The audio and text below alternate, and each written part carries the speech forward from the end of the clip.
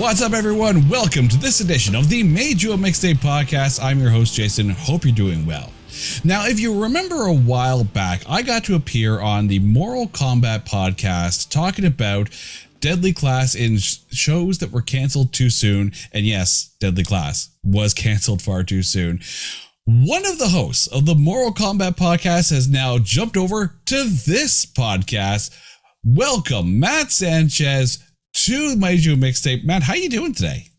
I'm doing great, Jason, man. Thank you for having me on. This is really cool. Like after you were on our podcast and kind of gave what your podcast was about, like I instantly started going, I want to do that. Like that just like, it really speaks to me. Like making a mixtape with songs that talk about who I am. Like that's just such a cool idea. So I'm glad you were able to have me on. It really is an honor to be able to do this, and just really excited to see where this goes. And nervous, but mostly excited. but nervous, but excited. But nervous, but excited.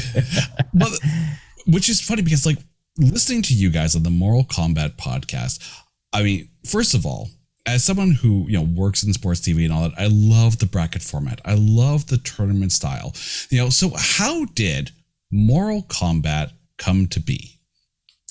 So, it all came to be back in late March of 2020. We've all been on lockdown, and my brother, who hosts it with me, David, and then my wife's cousin's husband, which is Johnny. He was also on there with Greg and Lauren, and Johnny was on Instagram posting polls where he would match two MCU movies up against one another and turned it into basically March Madness, but it was Marvel Madness, right? And we were voting on which one we thought was better between Thor and the original Iron Man, and he had them all seated out in his own way. And I kept voting on these polls, and I get so frustrated because on Instagram, the only thing I could do was hit that vote button. I couldn't tell you why I was voting. I couldn't make an impassioned speech for why the little underdog should be winning this particular matchup. And so it kind of just created this idea where I said, I want to do a podcast about that, because I've been toying with the idea of a podcast for a few years. I've got friends that have been doing them for upwards of 5-6 years now. And I just said, this is what I want to do it as. And so the first person I called was my brother, and then Greg and Lauren, because they do their own podcasts as well, and they've got experience in it. And then called Johnny. I said, Johnny, this came because of your idea. I really want you to be a part of this. And we just started setting it up, and kind of tinkered with the format a little bit, did some practice episodes, just banked those and put those in a file that needed to be deleted immediately because they were horrible and they should never be listened to. In fact, don't listen to any of our first episodes either, because same. But we just kind of played with the format, narrowed it down to be 18, and then started involving guests and having the audience come on. And then a few months in, started live streaming it over on my Twitch channel. And it's just kind of continued to grow. And it's been really cool to see some of the stuff we've been getting. Just today, we hit #1 on the comedy charts on Good Pods, which was, it was jarring, man. Like you see that and you just kind of go, you're on the charts at all. It's awesome. And to see some of the names that are on there. I mean, I've seen both of your shows on there, and a lot of people that I admire in podcasts on there. So it's just been really cool, a really cool ride to get to where we are today. And I will have to admit, for anyone who listens to this show, I do have to say that what you don't hear during Made You a Mixtape are the number of times that I absolutely mess up and have to edit it out. But you're live. You are live. There is no safety net whatsoever when you're on Mortal Kombat. So how much of an adrenaline rush is it for the five of you guys to be live and to, kind of, if you mess up, just keep going for it? Yeah. I think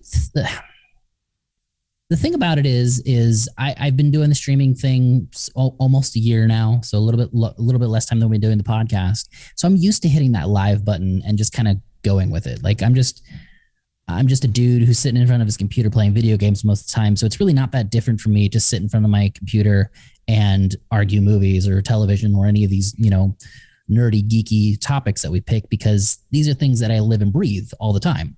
The other part of it is I think it can be a little bit more of an adrenaline rush, maybe for some of the co-hosts, because they weren't doing that. We've got it pretty much down to a science at this point. But the first couple times we did it, you could tell that we were just kind of feeling our way through it.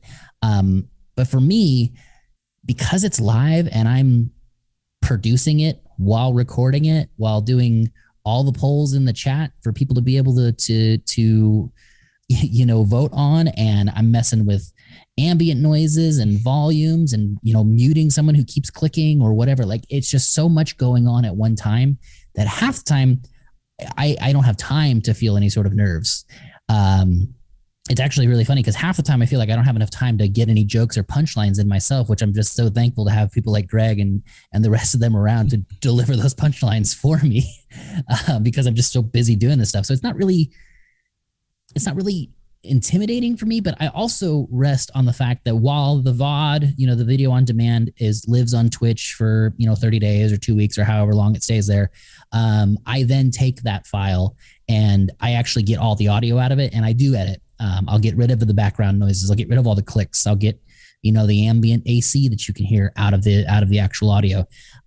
If we get an area where someone comes in and raids us and brings like a whole bunch of viewers in, I'll cut that out of the audio piece, because at the end of the day, like, it's really cool for the Twitch viewers to be able to be interacting and have all of these really cool bells and whistles, but that just doesn't translate well over to the actual audio portion. So I do my best to just kind of take care of the audio and clean it all up. So that way we just have single tracks of everybody, unless there's overlapping arguments, which tends to happen. But yeah.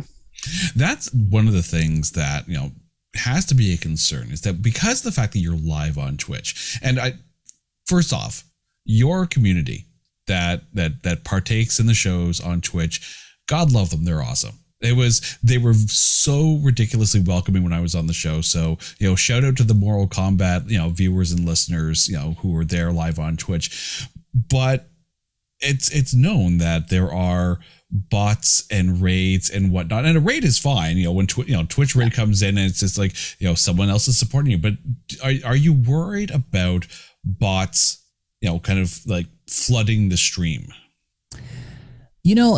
I would be, except for, and I don't, he doesn't exactly like it when I do this, but I'm going to do it. We have a gentleman in our community who has been with me streaming basically since day one. His name is Steven's Corner, and he is affectionately known in my community as the mod with the most. Dude has the fastest fingers this side of the Mississippi. I've seen bots come in and I don't even see the message by the time Steven's banned them.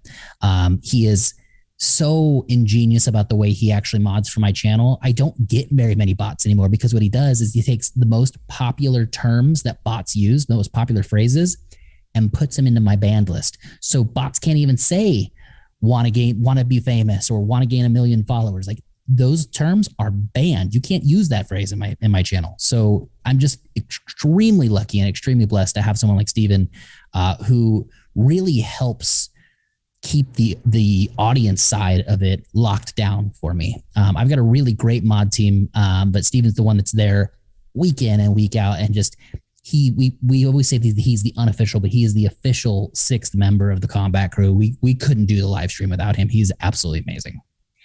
When you listen to podcasts, you can almost slot them into different groups. You've got the monologue type podcast, you have the analysis podcast, you have the conversation and interview podcast, and then you have the interactive podcast. So how much of Mortal Kombat is driven not just by, the fun banter and whatnot, but the interactiveness of it, like the people being able to be involved with what you guys are doing? That is the driving reason. The entire premise, the mission statement, if you will, for our podcast is we argue, you vote. That is what we live by. It is all based on this idea of interactivity between us as the host and our audience. And it really is the most important thing to us, because we don't get to do this podcast if we're not engaging with people. It's not as fun. Trust me, I've got just the pre-recorded, just the 5 of us arguing about ice cream flavors, where it was just 5 votes to get us to the end of it, right? Like, it's not as fun when it's just us deciding who wins.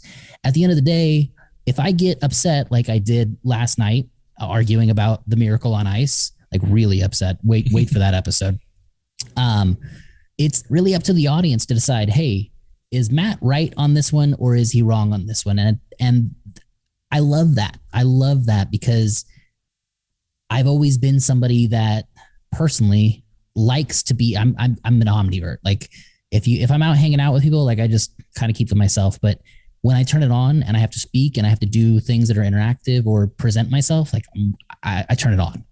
And I love being able to do that and getting feedback. And in this situation, getting the feedback in the form of votes or phone calls or people saying they want to come on and be a guest with us, or other podcasts wanting to do promo swaps. Like it's really fulfilling to be able to do that for me personally. It's what drives me as the person who does most of the editing and most of the production stuff for this. That interactivity and that ability for the audience to be not just feel involved, but legitimately be involved is something that I felt like was really missing in the podcast scene. Turns out I just wasn't looking far enough. There's still a ton of them out there, but that's what drives us, is that interactivity. Now you said that the podcast started March 2020. And of Yes. course, that was around the time when, I often joke around that Rudy Gobert started touching mics and everyone got told to stay home, So, and you had, over the past year and a half, a lot of podcasts kind of come on to it. And a lot of it was born out of a need to be creative and to do something and connect. So how much of Mortal Kombat was, the need to create, and how much of it was the need to connect? I would say for me, it was probably more towards the need to connect. And that's really evidenced by the promo that we've created, where the promo opens and you can hear ambient noise of a bar in the background, and it's the five of us arguing about stuff. Well, it's the four of them arguing about stuff, and I'm a 90s infomercial voice at that point. But that's what it was about. Like, we did this because no one was able to connect with each other. We, sit around on a Friday night and, drink a couple beers and argue about something ridiculous because you can't do that anymore. So we started doing this. And that was really what was the initial kind of catalyst after seeing the Marvel Madness, was like, this is a way to fill that void. And to be honest, I was really concerned that once a lot of these restrictions started lifting, and as real life started coming back into play, was this going to be sustainable? Because we do this live on Tuesdays, and then I have Wednesday and Thursday to do all of my edits and get it out to streams on Friday morning by midnight. And that's a quick turnaround time. It's a really quick turnaround time. And with real life coming back and the kids having, baseball and football and soccer and gymnastics and all this other stuff, it was like, is this going to be sustainable? And I thought we were going to lose some hosts. And luckily, everyone's really been like invested in this. They love this as much as I do. And that's relieving, because I didn't know if they loved it as much as I did, right? I knew what I was doing, but they love it. Greg and Lauren keep coming back every week and feeding us one-liners, and Johnny, he went off and started two of his own podcasts, and my brother started his own podcast after this one started. It's kind of spurred this entire almost pod network just by ourselves. And it was all born from that need to connect again. And so we did. I think that's, the answer to the question of how many podcasts can you be on? And the answer is just yes. Yeah. Now, you mentioned Podcast Network, and Mortal Kombat is part of Nerd House Entertainment. So what is Nerd House Entertainment? So Nerd House Entertainment is a network right now that consists of 3 podcasts and a YouTube channel done by all locals here in the Northern California area. 2 of the folks, Practical Rook and Wild 7, are people that I grew up with. I played hockey with Practical Rook and Wild 7. They were on my team in high school. We've known each other forever. We've been escape room junkies forever. And I went to them and I said, you guys are doing this. Our buddy Spencer Sellens is doing his Tangents podcast. And I said, you guys are doing mid-tier entertainment over on YouTube. I'm doing Mortal Kombat.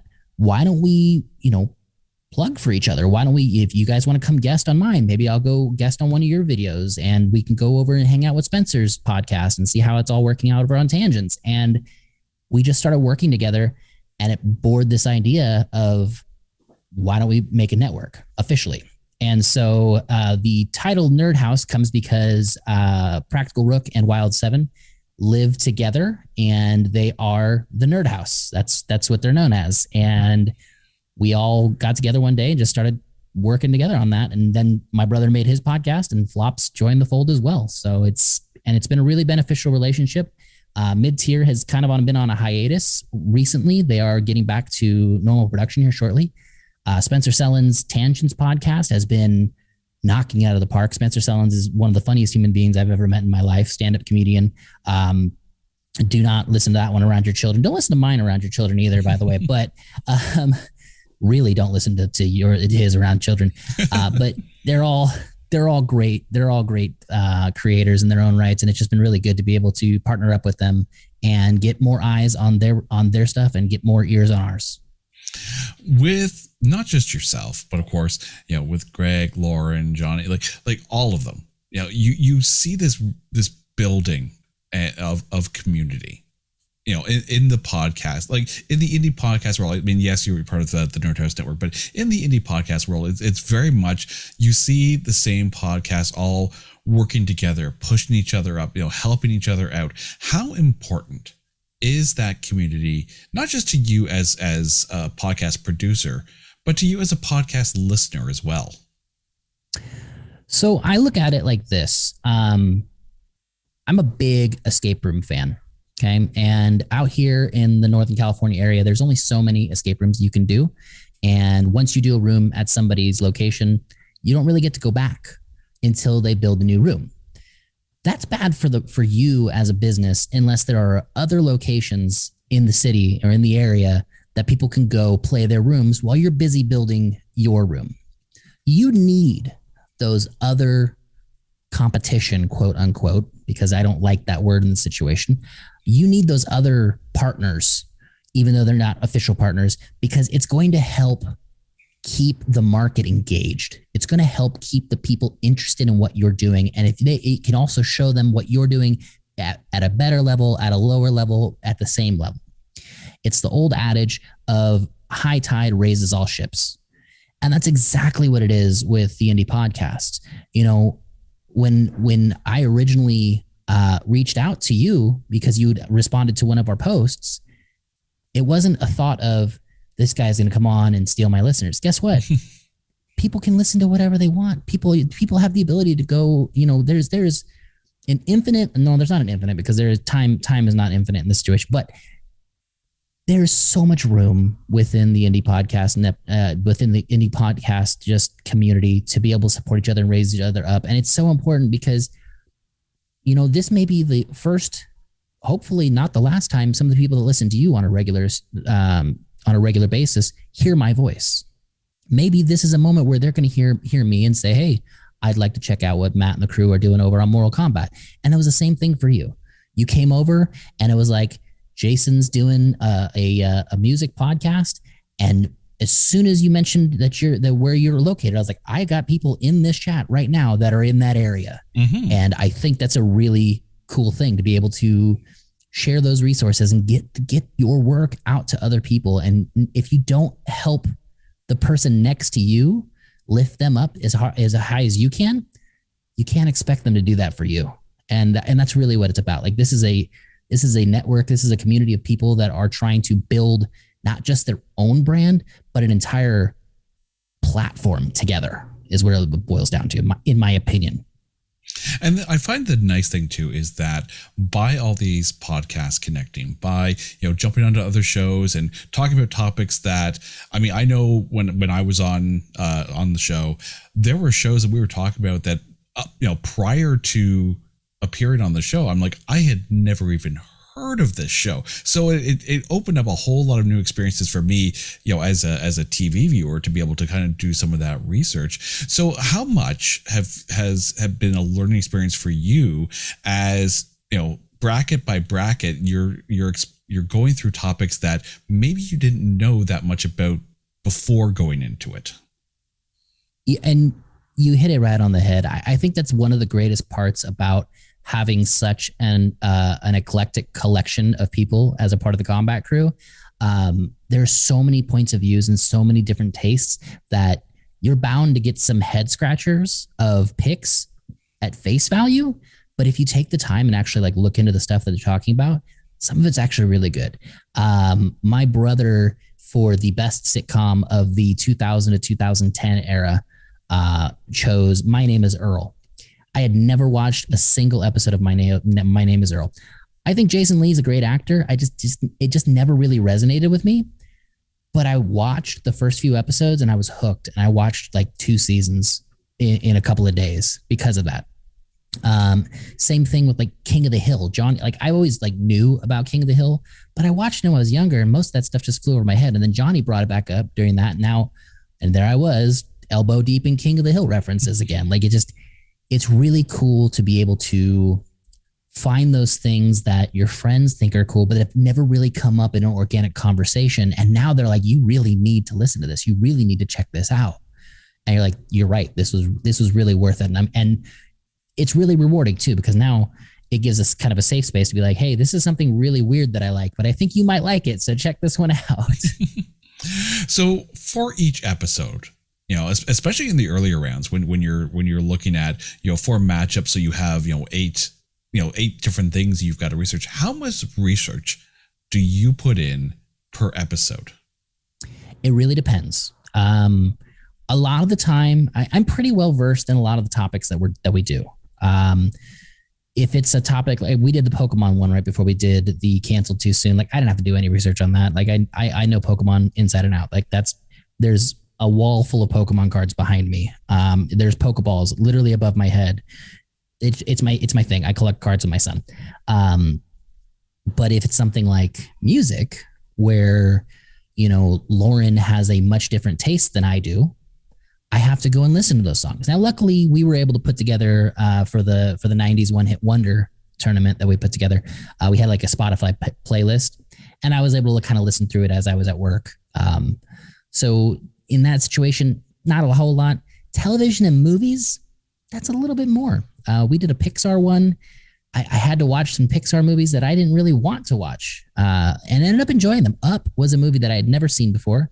I didn't really have an urge to see it just because I heard it was really sad, and I was like, I don't really want that in my life right now. But then after watching it, I was like, this is a really great movie. Same thing with was the other one my daughter now loves is Brave, and Merida taking on the bear that I can't think of his name right now. That takes a little bit more time because those are hour and a half a piece, and depending on when I've seen them and how long we're going between recordings, like it could get a little dicey. And back then, the production time was a little longer. We would record on Saturday, and I think we would release on Friday or release on Wednesday, and we had time. I don't have that anymore, so I hope it doesn't take me too long, but it really just depends on the subject. If I want to be very well versed and not just give hot takes because I'm some shock jock, I have to take a little time at that point. Now, in some of the cases, you're seeing some of the matchups in the brackets kind of being championed by whether it be a fandom of one of the contestants or even someone who's actually been involved with what's being debated. How often does that surprise you when someone like an Ellen Muth all of a sudden it's like, oh, I approve of you guys talking well about me? I will tell you what, it is moments like that are mind blowing because as creators, you shoot your shot, right? Like shoot or shoot. And when you do, you're just like, okay, I'm gonna tag her in this, and she responded, and that was really cool. I was floored. We were still trying to get her. We tried our best to book her to come on. We ultimately failed, and that's understandable. But I mean, we had our shot. I might as well try. We had DC, the Brain Supreme from Tag Team, respond and retweet some of our stuff when we were doing the 90s One Hit Wonder. It is really, really cool to see this stuff. When we did this last one, the Canceled Too Soon, we had some big fan pages on Twitter grab our stuff and start retweeting it. There was a happy endings page that did it. There was a Quest, the Quest network. They retweeted some of our stuff. So the Gargoyles News Network was doing some of our stuff. Like, it was really cool to see these fan pages notice it and, signal boost.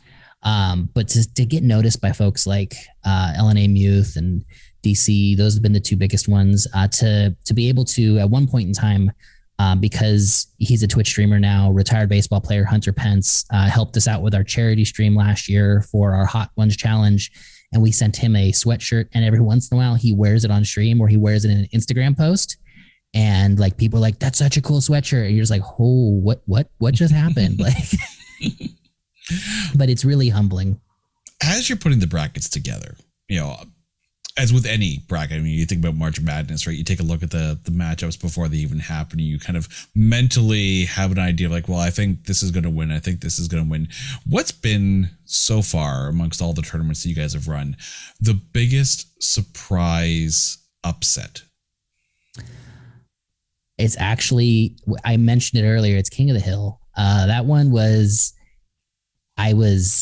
every time it got put into a matchup, we were just like, listen, we get it. It's Southern Simpsons. Like, it's fine. Like, it's totally good. Like, we get it, but it's not as good as this show.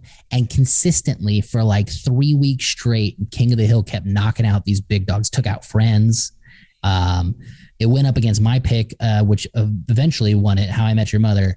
And I mean, it was like within 2 votes of knocking out How I Met Your Mother. No, How I Met Your Mother didn't win. That was the time Greg stabbed me in the back at the final vote. But I mean, King of the Hill was, for me, the biggest eye opener, because it just was a train that could not be stopped. It was that Cinderella story of March Madness that could just kept going, and you're like, oh, what's going to knock this one out? I don't think we can. And eventually it did slow down, thank God, but definitely King of the Hill. Now, obviously, you guys are working on the sports movies tournament right now, and it's nice too, because you had a tournament and it lasts like for basically the better part of a month, and I guess probably near the end kind of thing, or I guess depending on how short the month is. Hello, February. But what tournaments do you have hopefully planned for once this one is done? Yeah.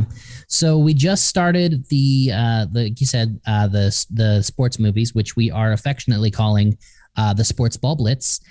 Yes, just like the Ramones song, the Ballroom Blitz. And after that, we will be getting Greg and Lauren back. They're currently on hiatus for their wedding. And they have requested that we do a music topic, because we've only done one so far in the 90s one-hit wonders.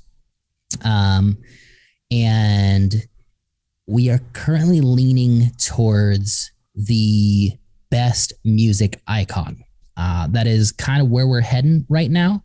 It's very open and subjective, and I think that really makes for good conversations, really good arguments, and there are definitely going to be some picks. I already know there's going to be some picks that people are going to throw their hands up in the air, not in celebration, but out of frustration. And those, sometimes that's what we want to do. We want to bring those topics up because we think that they deserve more than what they've been given.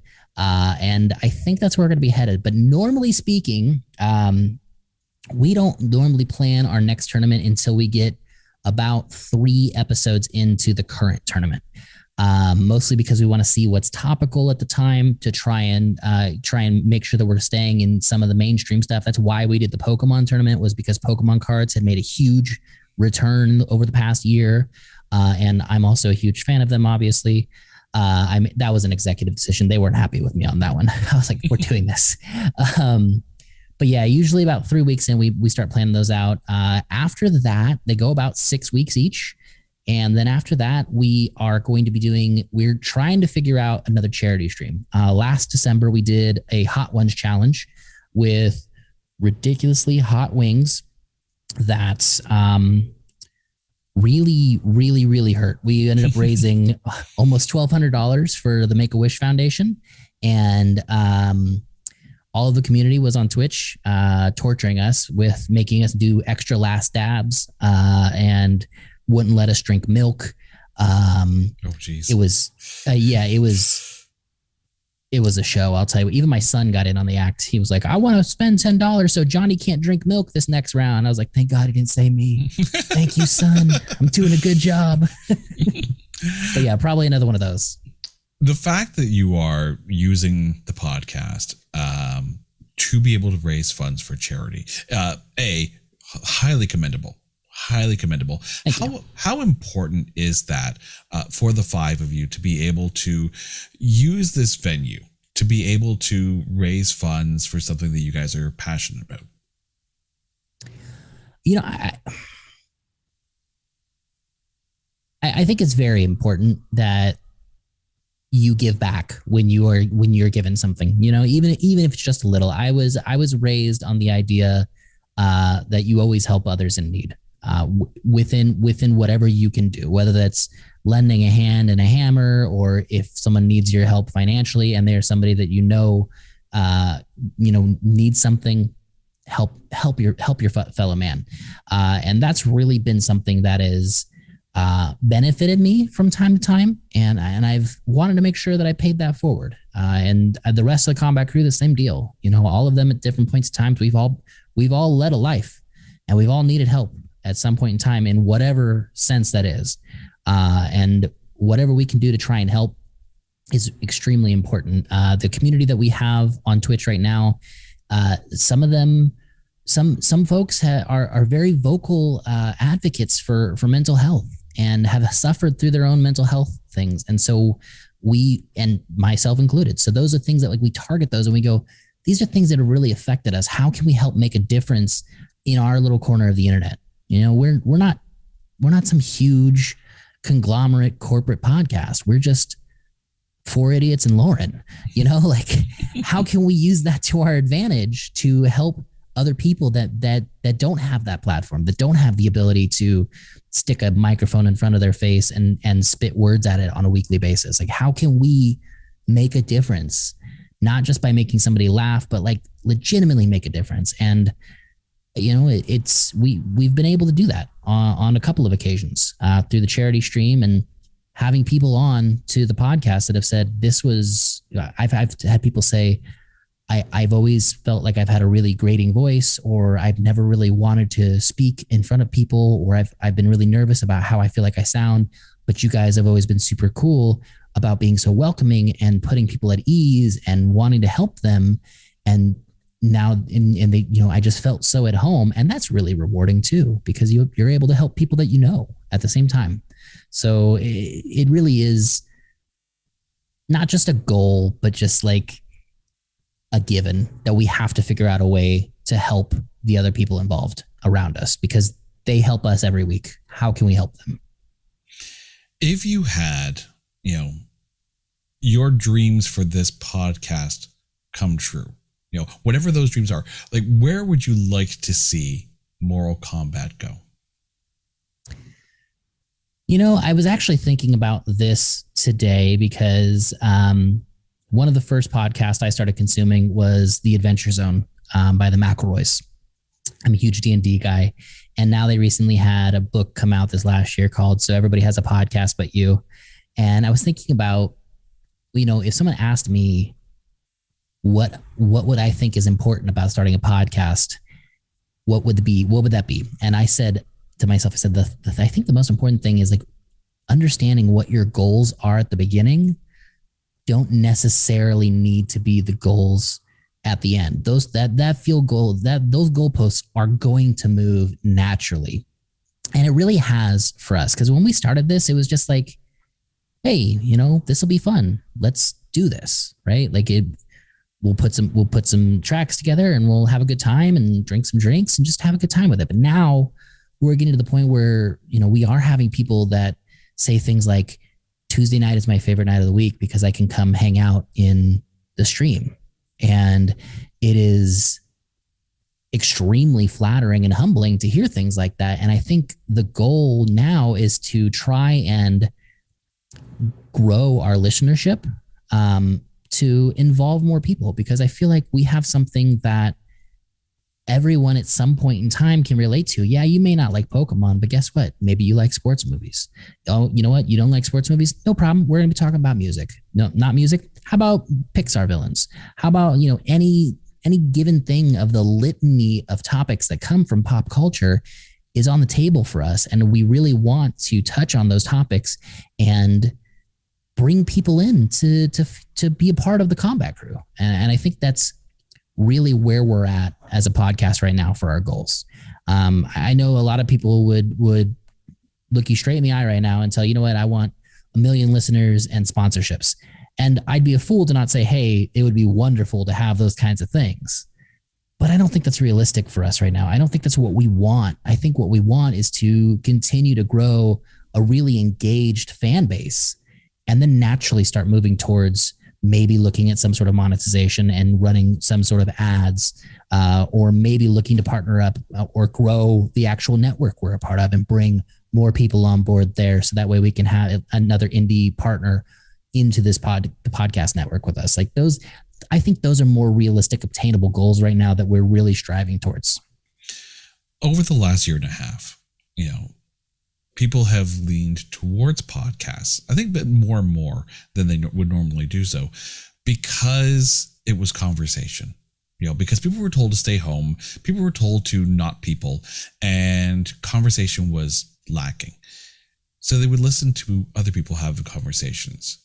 But with you guys, it's not just listening to people having conversations.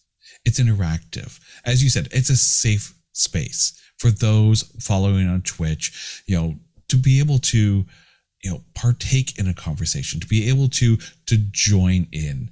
So for you, how does that make you feel when you realize that the people in Twitch are coming to you, not just to watch, as you say, 4 Idiots and Lauren discuss whatever tournament you guys are talking about, but to be a part of that and to feel safe and to feel welcomed, and that helps them get through a year and a half that no one could have possibly imagined.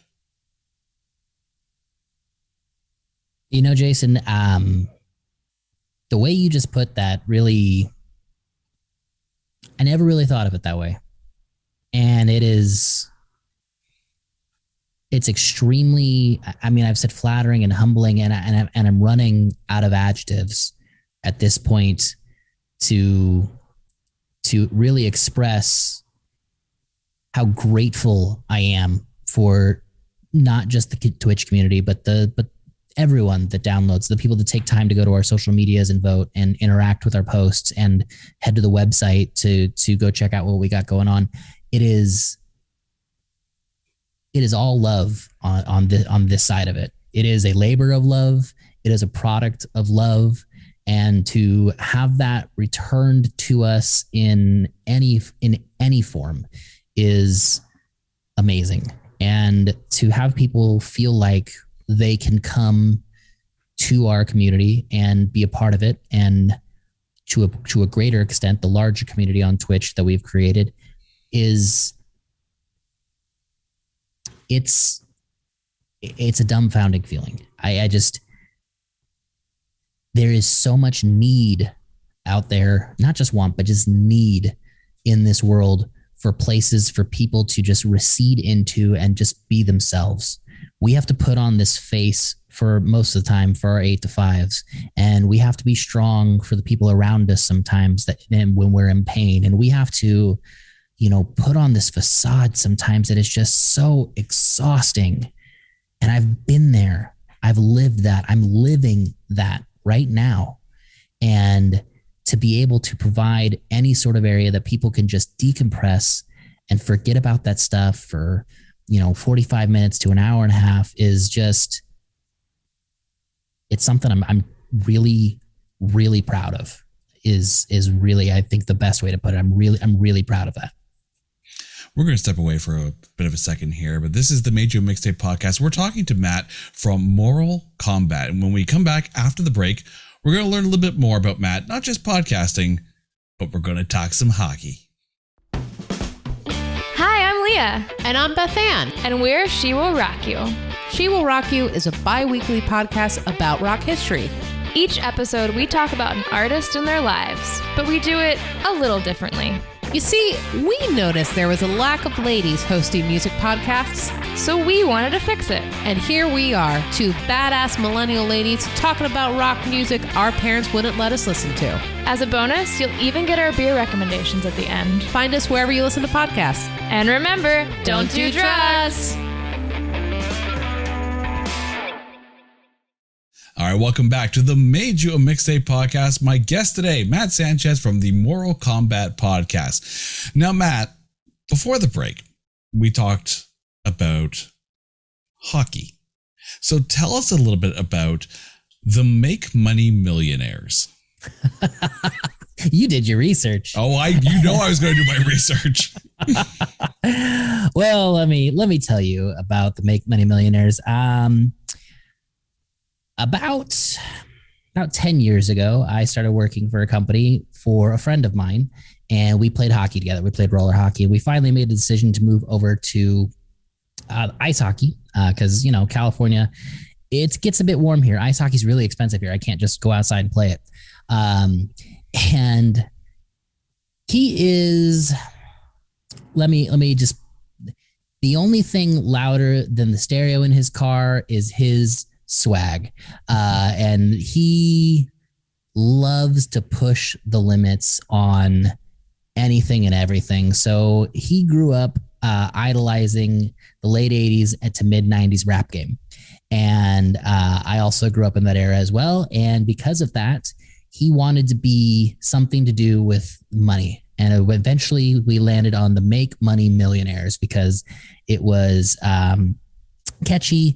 We were able to do some really cool things with our design. I don't know how much research you did, but if you saw our sweater, it is the loudest sweater in any barn. I was going to say that not jersey, even a new one. That jersey makes the Anaheim Ducks Wild Wing jersey seem normal. It is all. Jason, I don't even know if you saw the newest one. The newest one was just created from 5-hole hockey about 4 or 5 months ago at this point.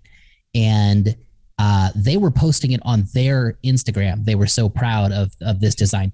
It is literally like chrome gold on the actual dollar sign. So when the light hits it, it gleams. And then there is each diamond is like individually stitched onto the actual crest. And it is. You're wearing a championship ring on your chest. Pretty much. And I mean, listen, we have fun. Like that's what it is. Like it's a group of guys that like to have fun. And it would be one thing for us. Now, make no mistake, I'm from Northern California, and I know that you're in Canada. So when I say this, please understand this is like me being in the peewees talking mess. But we might have loud sweaters, but we back it up where we're at. Like we've gone through many championships. I think last season was the first time we didn't reach a championship in almost 8 years. Again, super minor league stuff compared to anybody who was born that plays hockey probably in your general area, but we have fun doing it. And people spend so much time hating us for our jerseys, they forget to play us on the ice. So it works for us sometimes, Now I do have to ask, because I know that you're a San Jose Sharks fan, and being a hockey player, and then to have the Sharks finally make the finals, only to fall a little bit short. How and I speak from experience because I remember when the Senators lost, in 2007 to the Anaheim Ducks. But how was that? To see the Sharks actually make the final after years of having these phenomenal teams just not have enough to get there. And then to get Sidney Crosby all over in the final. Yeah. Well, okay, so let me list this out for you. My fandoms go, I have Sharks, I have San Francisco Giants, I have the San Francisco 49ers, and then Sacramento Kings. The Kings have been hot garbage for the better part of the entire era they've been here in Sacramento, short of a few years when they decided to put some folks on the floor that could do something. The Giants, up until 2010, hadn't won a World Series since they moved to San Francisco. My father wasn't even alive when they last won a championship. Before that, the Niners were prolific in the 90s and just after that fell apart. So being a long suffering fan is kind of come naturally to me for a lot of years. And if it wasn't for the fact that the Giants had won those 3 championships in 2010, 2012, and 2014, and being able to experience that with my father, I think I would have been really, really mad about the Sharks because they've been my number one team now since I was 16 years old. Like when it comes down to it, like I know football is America's sport, but hockey is number one in my heart. Which if you listen to this week's episode, you will literally hear that. That 2016 championship, man, I didn't expect them to get there, I think was the biggest thing, because I spent so many years watching that team be the better team and then choke it away. You know, the reverse sweep from the LA Kings, the Canucks knocking us out a couple different times. Like it's always been something. And they were going up against the Blues in 16 for the Western Conference Finals. And to me, the Blues were the better team. There wasn't a question about it. We got a couple of homer calls that helped us out, so I'm not going to complain too much. But them getting to the 16 finals was everything that I imagined it would be, because I was there with my brother for the first Stanley Cup game played at the SAP Center. We were there. We were second row of the second deck when Donskoy in overtime pots that overtime winner from circling around the back of the net. And it was, I mean, I wish I had a better camera. I've got goosebumps thinking about it right now. It was hands down one of the most amazing moments of being a fan, a hockey player. It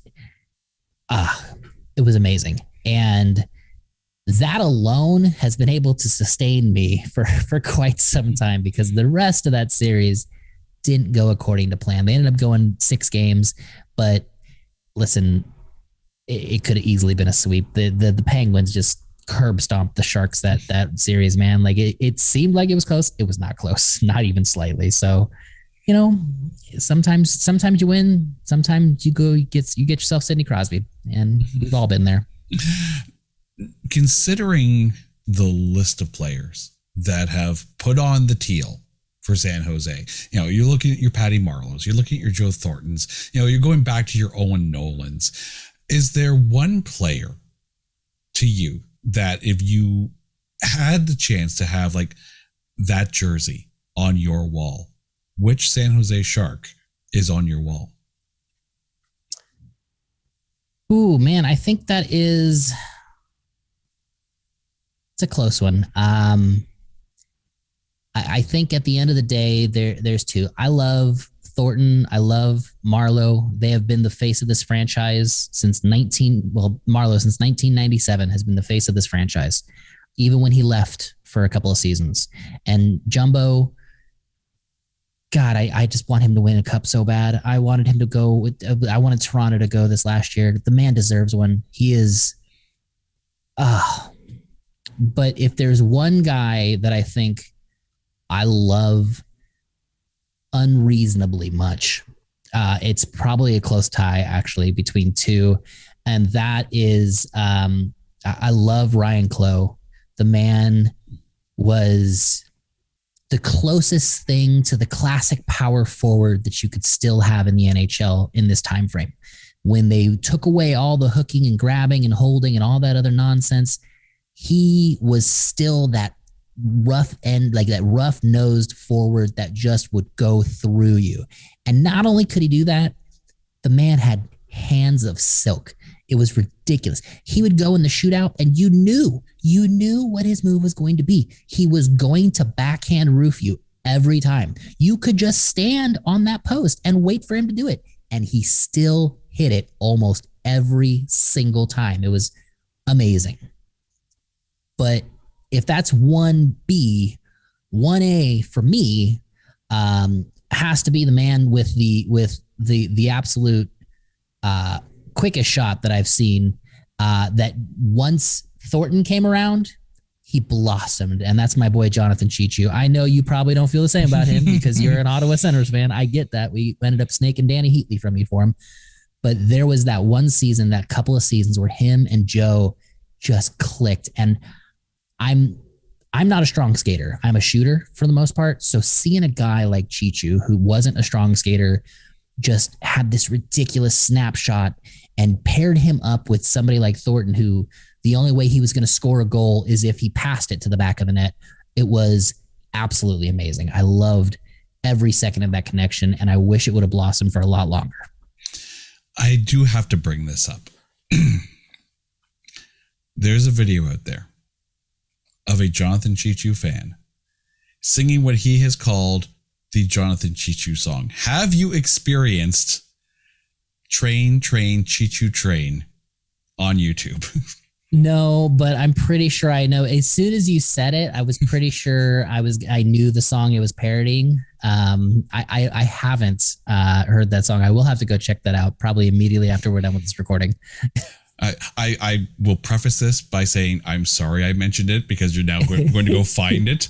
Don't worry, there's a San Jose Sharks version, there is an Ottawa Senators version, and if I remember correctly, I think there's actually an Oklahoma City Barons version as well. That makes sense. He was a Chichu fan. There was no question about that. But if you had your choice, and I'm going to give you an and or situation, okay? The San Jose Sharks win the Stanley Cup, or the Make Money Millionaires get to have a scrimmage just for fun against the Sharks.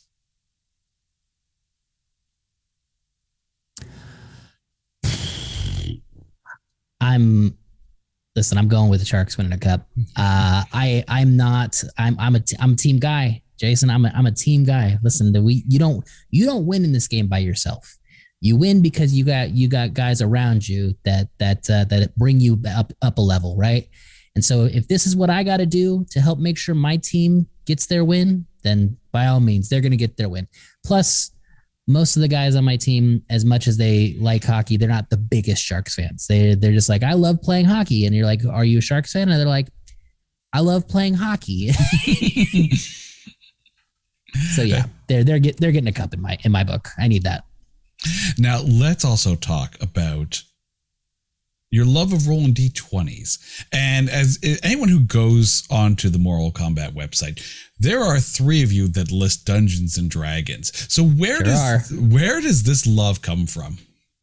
Actually, it comes from the Adventure Zone. So I got my current job almost 6 years ago, and because it was a lot quieter than my previous job, I needed something to listen to.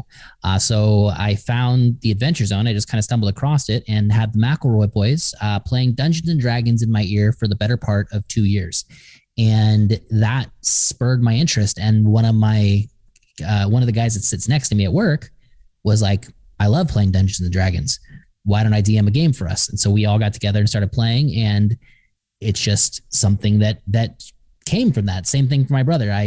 He's the reason he loves hockey and the Sharks is because of me. The reason why he loves D&D is because I was like, hey, come listen to this podcast and come play D&D with us.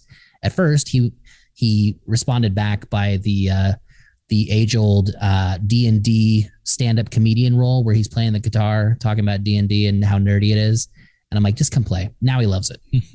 But it all came from that podcast because it was just so fun. It was so cool to listen to these guys just be creative with how they're doing things and put this whole storyline together. And I was just like, I'd love to do that. So we did, and just kind of fell into it. Same way I started playing hockey. When you think about how much work goes into DMing a game, you have to come up with the storyline. You have to come up with the maps and whatnot. You pretty much have to come in fairly well prepared. And then you think about a podcast where you have to come up with the ideas, you have to do your research, and you have to come in fairly well prepared. So how much of being a DM for a D&D game kind of prepares you for being a podcast host and producer? Well, I'll tell you what, Jason, if there's one thing, if any of your listeners are DMs, if there's one thing you know about being a DM for D&D, it's that you have to absolutely be prepared and have all of your stuff ready to go for the storyline that you have created for your players to play in. If there's two things you have to know about being a DM for your friends playing D&D, it's that your friends are going to ruin everything you just spent the last week and a half planning, and they're not going to do any of it. If you have set up this big bad encounter, I guarantee you they are going to somehow figure out a way to go sneak off and steal kittens out of a field to go and like free them instead of going and taking on the big bad. So you got to be ready to think on your feet.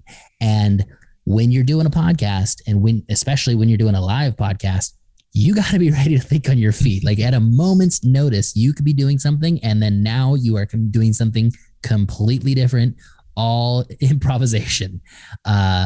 And that's really like the biggest skill set you can bring from being a DM. I was DMing there is a Twitch channel called Dragon Humpers that I was DMing for a little while, and it's pure insanity. Like you just be ready for anything when you're podcasting or DMing, because anything can and probably will happen.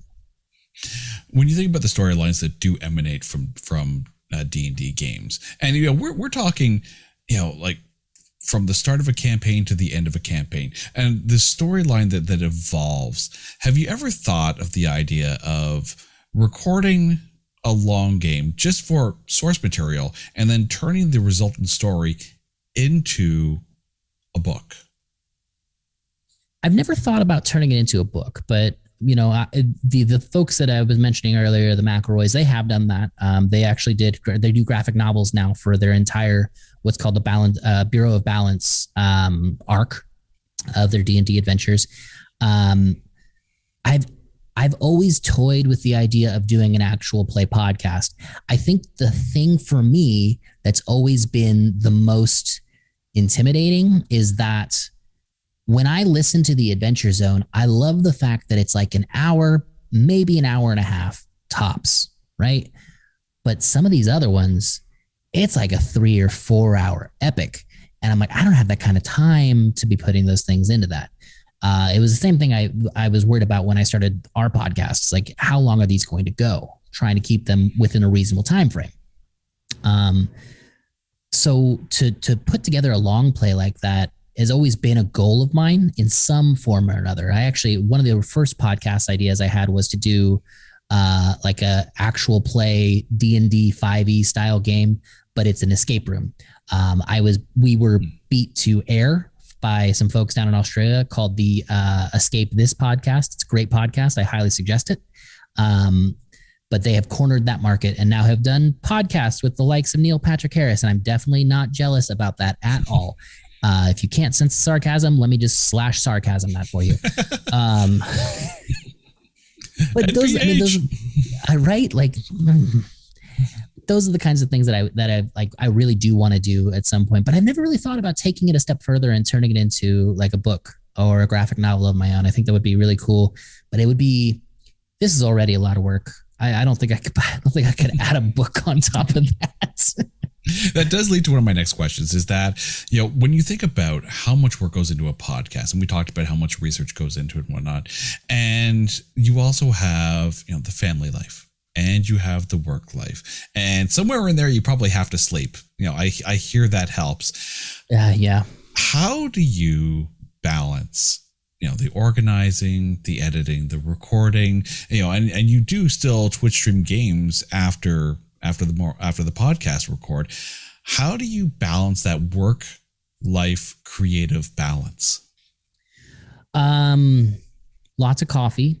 But I think the big thing is that while I do a lot of the heavy lifting with the social media and the editing and the production and whatnot of the podcast, if I need to, any of the other members will tag in. We've had episodes edited by my brother. Greg's taken a couple shots at it as well, because they all edit their own podcasts as well. They're very supportive of that because they know that there are times I'm like, hey guys, I'm drowning. I need some help. I'm also very lucky to have an outstanding support system. My wife is an absolute rock star, man. Like, she had, like, we've been together since we were 16 years old, and so we're going on. This is, let's see, next year will be 20 years together, and she's always been by my side, and we have two children now, and it's just. It's a team effort around here. You know, right now she's not even here because she took my son to football practice tonight. I took our daughter to soccer practice right before this, and we're always swapping back and forth. I'm very lucky to be working from home now, which has afforded me a lot of flexibility and a lot of perspective to be able to say, this is good. Like, I like having the ability to work from home. I like being able to have the flexibility to duck out of the house and go pick the kids up from school, or go drop them off. Or if I need to go take them to practice that starts at 5:30, now it's not a big rush because I'm already off at 5 and I don't have to drive 45 minutes to get home. It has been so refreshing, and I'm so incredibly blessed to be able to do that. And it's really made it so that way doing a lot of this stuff is almost second nature. And, you know, I mentioned it before, but the rest of the combat crew is so essential. This, like, it's not, we don't just get together on Tuesdays and record. Like, we have a group chat and we're always talking to each other. Like, these other 4 individuals are probably, outside of my wife, the people that I talk to the most in the world. They are literally my closest friends. And it is that kind of bond that really helps, because we can bounce those things off of each other and plan and just say, hey, like, don't forget this. You know, if I forget something, Lauren's always there to help pick me up. If, you know, Greg forgets to plug their own podcast for some reason, Lauren's right there to pick him up. Like, it's just, it is always a lot of collaboration between the 5 of us. And on the personal side, it's a family unit here. Like, we are all in this together. We are all bailing water out of the same boat. And we have our parents in the area, so they're always willing to help out as well. But it's just a lot of planning is really what it boils down to. It's a lot of time management to say, you know, Tuesdays at 7:45, I've got to be home to start the room up, do sound checks, do pre-checks, and 8:30 we're going live. So can you pick him up from football? I'll take the son to football if you can pick him up. It is, hey, by the way, after I'm done that, I'm going to play some games. And the rest of the week, it is, if I may, you know, if my wife wants to watch television, or if we're not doing anything, maybe I'll pop on and play some games here or there.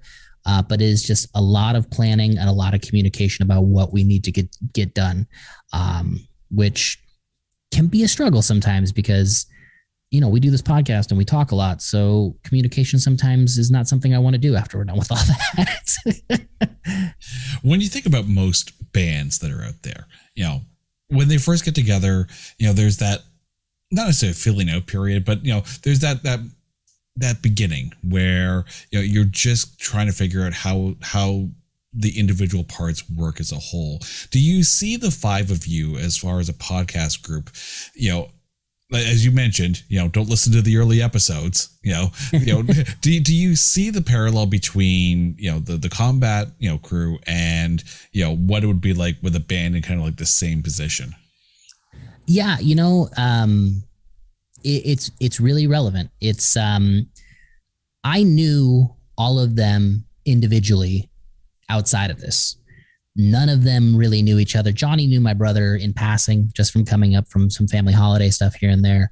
But they all didn't know each other. So getting us into the room for the first time and figuring out who was what, it was really a moment of, like, I was pretty sure I knew what we had. I was pretty sure the roles people were going to play. But there's always that moment after you light the fuse. You're like, all right, what's going to happen? And it took a little time. The early episodes we always had that rhythm. The chemistry always seemed to be there almost from day one. The ability to read each other's ability. Like if I'm pausing, they know that they can cut in, or I'll cut in on them, and they know my cues. Like if I just continue to talk over them, it's because we got to move on. Like we've been on this subject long enough. And they've all been really, really good about it. And it's just as flexible the other way around. Like if they want to interject something, like they know when to put those things in there. The early episodes, it was just like a quality situation. Mics weren't good. I was using a headset. Johnny was using a headset. It basically sounded like he was talking on a PlayStation controller. Like it's all sorts of bad. But yeah, it really is. The parallels are perfect to it. Like everyone came in and had their own strengths, and it was just hope to God that the spokes on this wheel rolled smooth, and it has so far, man. And it's been a wild ride because of it. When you think about being a podcast host and producer, there's a high level of creativity that has to go into it. When you think about being a DM, there's a high level of creativity that has to go into it. Even being a hockey player, there's a high level of creativity with what you do on the ice. So has there always been that level of creativity within you, even at an early age? No, not even slightly. And that's the crazy part. Like I've never been this creative guy. Like I've always been numbers. Math has always been my strong suit. I was never good at art. If you looked at my handwriting, you'd be like, just keep typing things, please. Don't ever handwrite things to me ever again.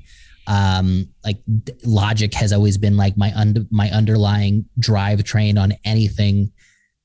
Baseball, like that's what I grew up playing. It was all about positioning and doing the right thing, not being creative. So this is all really, really new to me. This whole idea of tapping into my own creativity. I didn't even know I had this. It was just like, hey, this sounds like it'd be fun. Let's try it. I think the only thing I've ever really been naturally creative at is like how I speak to people, my inflections, and the ability to be self-deprecating at different points to induce a laugh if I need to. Like those are I can be creative with that, and I've always been creative with that. That probably comes from years of training from my father, but that's a different podcast. We don't need to worry about that one. Yeah, it's shocking to me just how much creativity has kind of come out over the last year and a half doing all of this and the Twitch streaming. It's really interesting. I didn't know I had it. When you think about all the prep work that needs to go into everything that you do, there's basically an avenue for a lot of head down work. And sometimes you need to be able to tune out and focus. Is there anything that you listen to that helps you kind of focus on the task at hand so you can do everything that needs to be done? Are you someone who leans on music? Do you listen to other podcasts? What helps you focus? It really depends on the task. If it's something that's head down and I need to be focusing, like focus, then it's usually a combination between podcasts and like lo-fi beats, things of that nature, something that doesn't really draw too much attention, just background noise to kind of flood out everything else that's going around. If it's something where the focus is something physical exertion wise, like if I'm out mowing the lawn or I need to go run or something like that, then it's music. It's always going to be that way for me, I think. So it really just depends on the task that's at hand. But yeah, those are pretty much the areas where they fall for me. You realize, of course, that brings us to the moment of the show. Right? It is time. It's time. So Matt, if you had to introduce yourself to a total stranger, but instead of saying, hi, I'm Matt, you hand them a mixtape. And on that tape are songs that tell the story of you. What songs are on that tape and why are those songs there?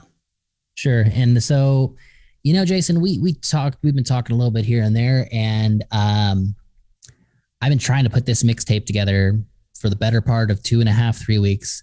And this is so difficult to put in together. Like I need a playlist for each decade of my life at this point, is how it feels. Like it's so hard to narrow this down. So I got it down to what I think is going to be the lowest possible number, which is unfortunately pretty high. But I'm here for it. I'm here for all of it. Honorary mentions. These ones didn't make the final cut, but are really, but will give you kind of an idea of where I'm at. And before we get to the main course here, so here's some appetizers for you. Number one honorable mention is "Juicy" by the Notorious B.I.G. Biggie was such a huge influence in the early '90s, and it is just that level of swagger that you just always yearn for. I grew up in kind of a rough neighborhood, so having songs like Biggie, an artist like Biggie, was just, you just heard it and it gave you hope. It gave you hope to getting out of that situation. On the complete opposite end of the spectrum, Toxicity by System of a Down, honorary mention, because it's song. just an absolute banger track. I love that song. Heading into the punk area is going to be Come Out and Play by The Offspring. God, I love The Offspring. They put on such a great show, man. I saw them at Warped Tour a couple years ago, the last Warped Tour, and still a great show. Still such a great show. If I cannot talk about any of these other rock bands without talking about some of the pioneers of the rock genre. I don't know if pioneers is the word I want to use in that situation, but I did, and I'm sticking with it. Sweet Child of Mine by Guns N' Roses it's the most recognizable intro solo in guitar history. I cannot think of other songs. I mean, I can think of some other songs, but I cannot think of any other songs right off the top of my head.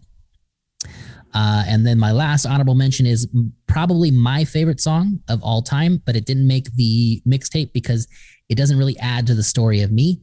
And that is Ocean Avenue by Yellowcard. I love that song. It's a great song. It's a great song. It's a great band. They will be featured a couple times in the actual mix list, the mixtape that is. And it is, yeah, it's my favorite song. I have the acoustic vinyl back here behind me, and the kids love me playing it. They'll sit around and sing it with me. It's fantastic. I love it. But if we're talking about the actual mixtape with the tracks featured, I got to kick that one off with my boys Pac and Dre, because I'm born and raised. You got to have that California Love, kicking it right off. So California Love is the number one track on my mixtape. It's just a great song. It's just such a cool party song. I think it's a staple here on the West Coast for anybody. That song comes on, people are heading out to whatever they're doing at that point. Like if you're at the skating rink because it's the 90s, you're on the rink now, and everybody's on the rink when that song comes on. If you're at the club, you are now on the dance floor. Like there's just no ifs, ands, or buts about it.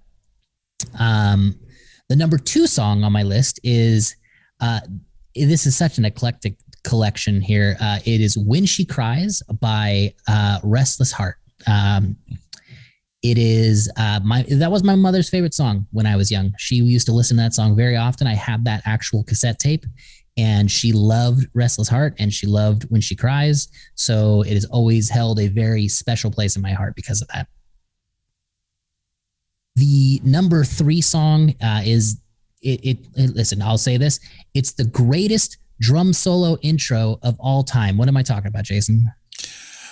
Greatest drum solo intro of all time. Oh, geez. So there's a few that come to mind.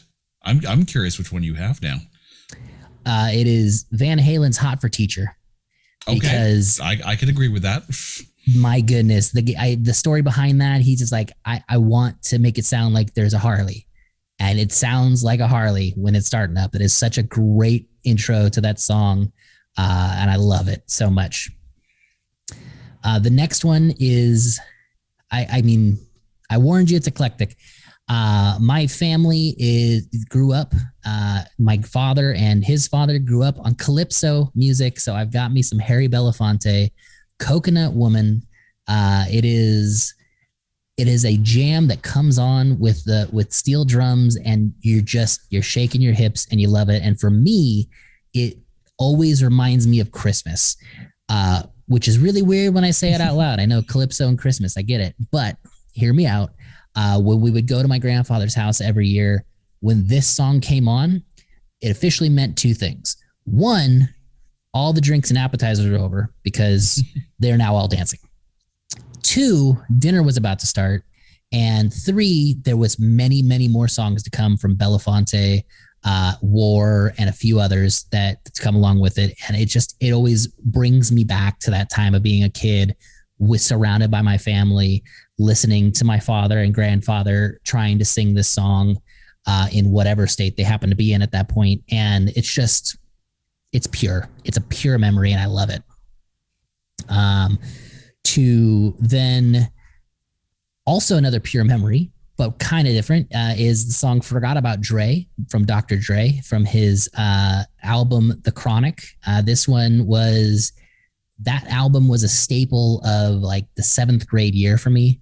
It was the soundtrack to the entire summer, sitting around playing Tony Hawk with my friends and having that entire Tony Hawk soundtrack going at the same time. It was just this really cool cacophony of sound, and to be in the middle of that and have it, such a contrasting styles of music playing at the same time is just always a really fun memory to have from when I was younger.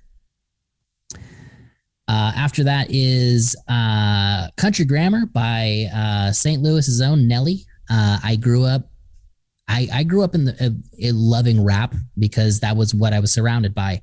This was one of those songs that was just so catchy. It was one of the first ones that was really mainstream in my memory, that wasn't just played on the local hip hop station. It was played on the pop station. It was played on the top 40 station because he started to bridge that gap. And it was a really cool song.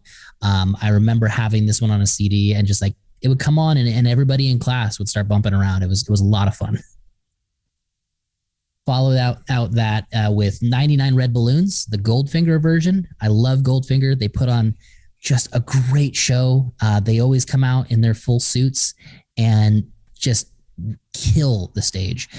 When they had their song on the Tony Hawk album, Superman, I just remember falling in love with that band. And I got to see them at Warped Tour a couple years ago as well, with Sum 41 and Offspring, and it was just a killer show. But that does lead me into the next song, which was Sum 41, Still Waiting. I remember that song. I could probably sing it right now, but it's just like, it was the opening of it. So am I still waiting for this world to stop hating. At that time in my life, it just felt like it was me against the world. And it just spoke to me on such a level. And it was just such a harder song than some of the other poppy stuff that Sum 41 had going on at that time, even though I love pop punk. And I love it. Like, it just reminds me of how determined I was back then, when I still had hopes and dreams because I was a child. Number 10 is I'm a wrestling fan. And if you're a wrestling fan, or any of your listeners are a wrestling fan, then you know that my boy CM Punk recently came back. He is now officially re-signed to the AEW brand. And when Living Color's Cult of Personality comes blaring out of those speakers, every hair on the back of my neck stands up. I love that song. It reminds me of wrestling because of CM Punk. I go to all the local shows here locally with my son to go to the indies. We love going to those together, and it's just so nice to be able to pass that on. I mean, to him. I feel a little guilty because it's still wrestling, and passing that on to him is, still controversial, but it is just such a great song to go along with it, and brings back so many memories. These next two are my yellow cards, and they're both for my parents, actually. Yellow Card's Ocean Avenue album is my favorite album of all time. If I could find a vinyl of the studio tracks, and not the acoustic ones, like, that is my all-time like grail at this point, is finding a studio album on vinyl, because I can't. I don't think it exists. But the song "Life of a Salesman," which was written by Yellow Card in talking about the relationship with their father. And as I've gotten older, and as I've become a father, and my relationship with my father has grown and matured and went from good to bad, back to good to great, it is a song that speaks to me on that level. Because now I'm a father, and I see it. I know it. Like, I understand the words. They mean even more to me. The meaning of the song before was something, and to have a song that morphs on you like that, it's so cool. And it's so rare, I feel like, to find that song that the meaning changes for you, and it wasn't something that the artist did. It's something that happened to you. And I love that song for it. I play it for my dad, and I was like, this song reminds me of you. And he's gotten behind it at this point. So he actually enjoys that song too. But the other song from Yellow Card for my parents is for my mother. This song, when it comes on, will still wreck me to tears because at 18 I lost my mother to cancer, and this album was out, and I remember driving, desperately trying to figure out what was going on, and Ocean Avenue was playing, and then Life of a Salesman came on, which messed me up even worse because my dad, it's just a whole thing. And then View from Heaven came on, and it's a song that was written by them that I think specifically was written for like a love interest of theirs that passed away. But the words and the way it's written speak to me and the way I felt and still feel about losing my mother, and it is everything that I needed it to be at that time. And it's still to this day is an anthem for the struggles that I went through during that time, to help me remember how far I've come and where I came from. So I love that song more than anything. The last few here are ones that have very personal meanings to me. The first one is R&B hit You Got It Bad by Usher. My wife and I have been together for almost 20 years, and this was our first song. This was our song in high school. It was our song right up until the day we got married, and that was when we changed over. And the other song that's on here for her is Two Is Better Than One by Boys Like Girls. That was the song that we danced to at our wedding. And so I have to have those on here for her. She has been a huge role in my life. I wouldn't be here today if it wasn't for her. She was there when my mother passed. She helped me get through those things. We've built a family together. We've conquered our world together, and we are still growing and still growing together and learning new things about each other almost every day. So I have to have those on here for her. Last three. Number 15 is Plastic Cup Politics by Less Than Jake. This Less Than Jake is my favorite ska band. I love Less Than Jake. This song has such a meaning, such a personal meaning to me because my best friend in the world, my brother from another mother, when he started living with us in high school, I remember I would tell him, hey, I'm heading to class. I'll see you at class. He goes, okay. Cause I had zero period. He didn't.